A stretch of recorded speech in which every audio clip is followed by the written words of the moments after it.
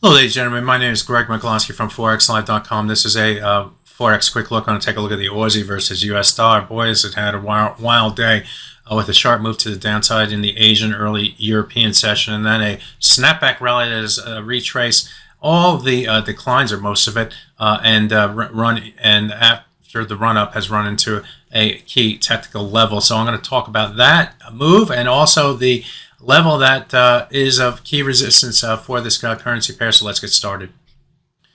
Now, the Aussie versus US dollar last week came down into a swing area through here near the 0.6475 level up to 0.6485.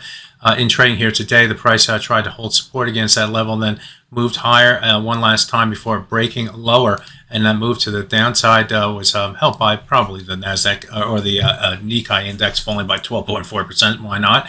Commodity prices also moving sharply to the downside, which hurts the Aussie versus US dollar, risk off sentiment, so on and so forth. And the price rotated all the way down to a low of 0.63487. I'll look at where that comes in on the daily chart in just a second. The subsequent move to the upside moved toward this swing area between 0.6442 and 0.6455. That level is going to be a key level today and going forward, and I'll show you why if I go to the 4-hour chart. And this is that area where we consolidated. And you go back in time and you take a look at this area through here, and I'm going to go even further back in time. You can see right here and here and here and here, all support and resistance levels in this yellow area. In trading over here, we broke below that level, came up to a level, found resistance sellers, and then moved above it and found support buyers, pushing the price to the upside. It wasn't until trading here today that the price was broken back below that level, and that led to the sharp move to the downside and that rotation back to the upside, finding resistance here, and you can see that again more clearly on the hourly chart. Here's that consolidation right around that swing area before moving to the upside.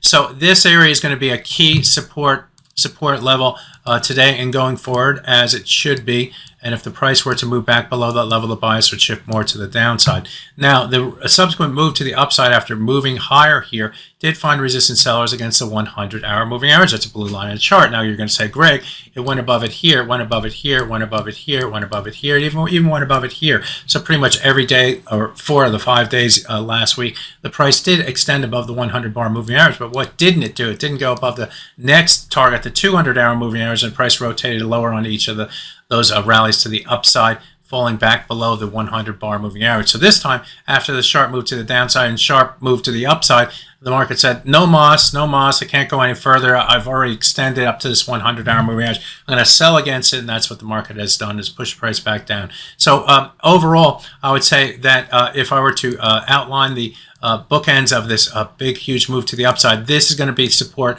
This is going to be resistance. If we move above this level and then get above the 200-hour moving average, it's how we're going to be moving toward the 50% retracement. Conversely, if we move back below the 0.6442 level, look for increased momentum with a rotation back down toward, potentially back toward our lows again, back toward that key swing area on the daily chart. So that's my look at the Aussie versus US dollar from a technical perspective after what has been a wild day in that currency pair. My name is Greg McCloskey. Good fortune with your trading. Bye-bye now.